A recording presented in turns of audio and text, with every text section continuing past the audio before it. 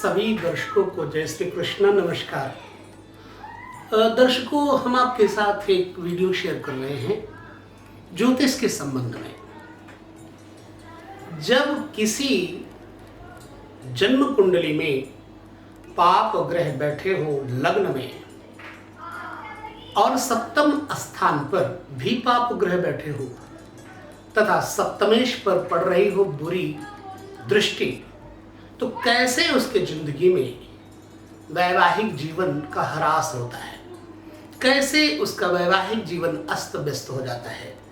हम आपको एक ऐसी कुंडली दिखा रहे हैं जिसका विवाह तो हो चुका है, लेकिन वो लड़की कुंवारी की तरह रहती है। अब इसमें दोष किसका है, क्या लड़की का अथवा लड़के का? मैं कहूंगा कि नहीं, जन्म कुंडली के ग्रहों में दोष है।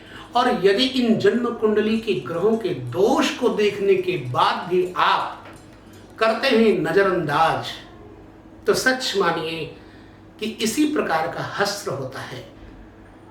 माँ बाप को तब बड़ा दुख होता है जब उनकी ब्याहता बेटी घर बैठ जाए, परंतु यहां कुछ उल्टा है।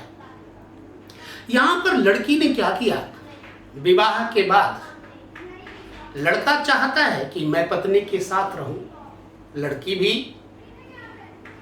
सुंदर है, परंतु लड़की किसी और से स्नेह प्रेम करती है।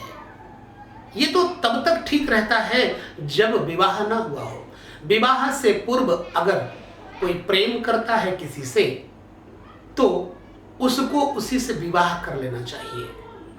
ये जन्म कुंडली ऐसी है जो विवाह के बाद इस लड़की को प्रेम हुआ, और इस लड़की का जो पति है बड़े अच्छे पोस्ट पर बेंगलोर में अच्छी कंपनी में, मल्टीनेशनल कंपनी में इंजीनियरिंग की जॉब कर रहा है।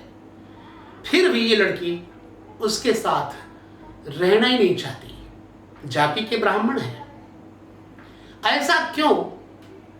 आइए हम इस जन्म कुंडली के अंतर्गत देखते हैं ऐसा क्यों हुआ। और हाँ, आप लोगों को यह भी कह दूंगा कि यदि जन्म कुंडली में ऐसे ग्रह हैं तो माता पिता को अपने बच्ची या बच्चे की जन्म कुंडली को किसी अच्छे ज्योतिषी विशेषज्ञ से दिखा लेना चाहिए, मंत्रणा कर लेनी चाहिए। क्यों?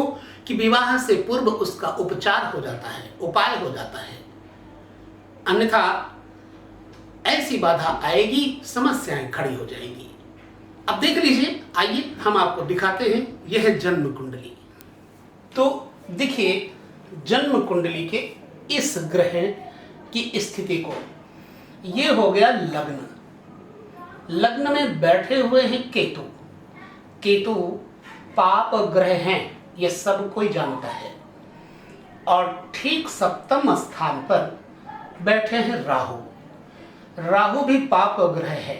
जब सप्तम स्थान पे राहु हो तो वैवाहिक जीवन में एक से अधिक प्रेमी हो जाते हैं, और ऐसी स्थिति में उसके जीवन के विवाह की स्थिति अच्छी नहीं होती। लग्नेश कहाँ बैठा है? लग्न का कारक है, लग्न का मालिक है यहाँ पर शनि। शनि किसके साथ बैठे हैं? सूर्य के साथ बैठे हुए हैं।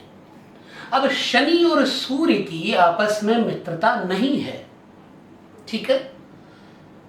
चलिए उसके बाद हम आ जाते हैं मंगल के ऊपर। ये कुंडली मंगलिक भी है।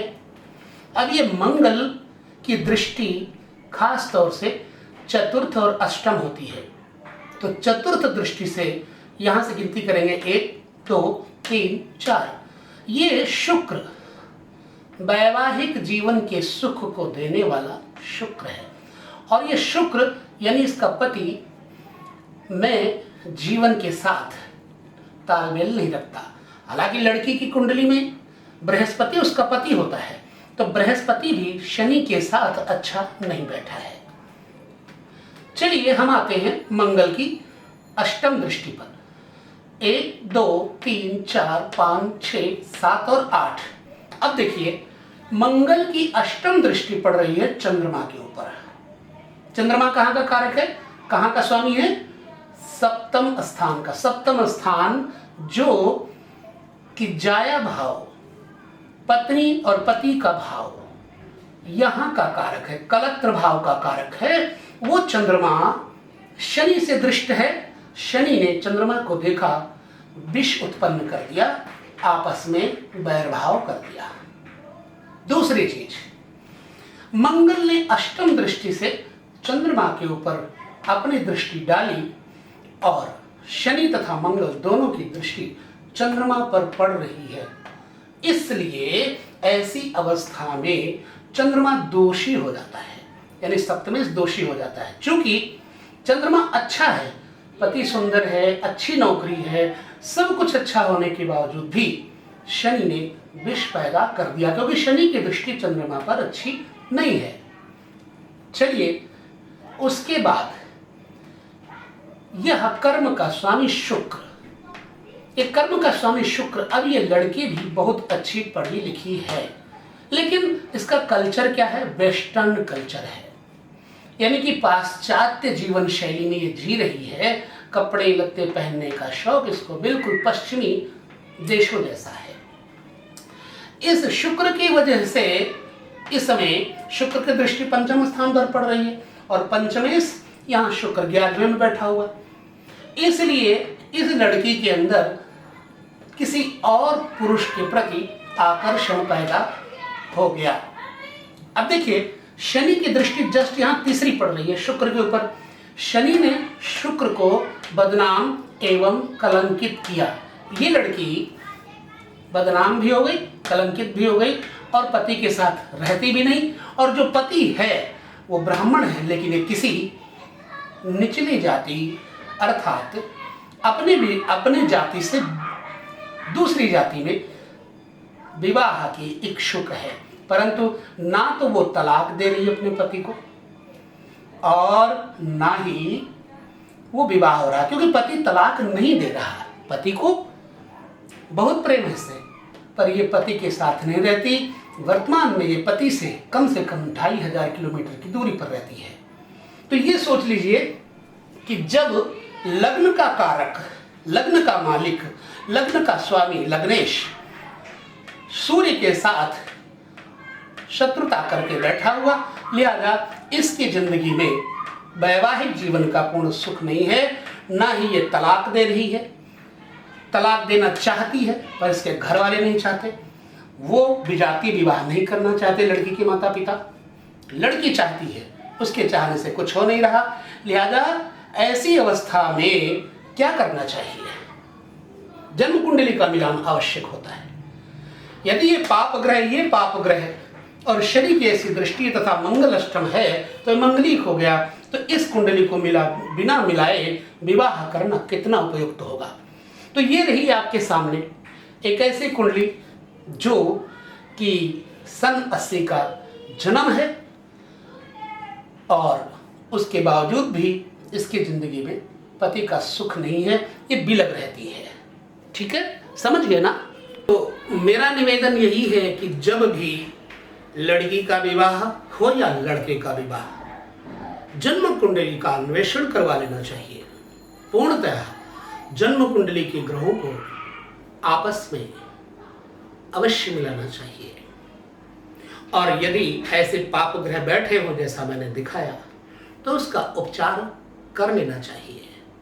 इसके लिए कई विधियां हैं, कुंभ विवाह, काल पुरुष विवाह, पीपल के साथ फेरे और राहु की शांति, केतु की शांति, इन सब का सम्मिश्रण करते हुए मैं यही कहूँगा कि एक ऐसी शक्ति जो समस्त संसार को चला रही है वो है दिव्य ब्राह्मी शक्ति माँ वैष्णवी, जिसकी कृपा से जीवन सहज हो जाता है।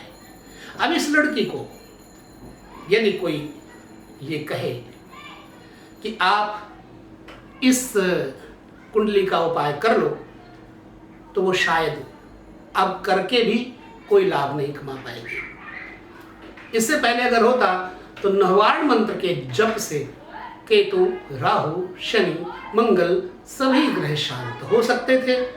तो यदि आपकी जन्म कुंडली में ऐसे कोई योग हैं तो आप अपनी जन्म कुंडली का अच्छी तरह से विश्लेषण अवश्य कराएं, ताकि आपके जीवन में ऐसी समस्याएं ना आए। आजकल बहुत ज़्यादा ऐसा हो रहा है कि विवाह के बाद लड़कियां एक दूसरे को, डिवोर्स एक ऐसा शब्द है, एक ऐसा वर्ड है डिवोर्स, यानी कि संबंध विच्छेद पर उतारू हो जाते हैं। सो मेरे भारत के लिए अच्छा नहीं है। अच्छे बनो, संस्कारी बनो, जीवन में विचार के साथ कोई भी कर्म करोगे तो पछताओगे नहीं। यदि बिना विचारे करोगे तो बार बार पछताना पड़ेगा। बस लेते हैं विदा आप सभी से। आप सभी को मेरा नमस्कार।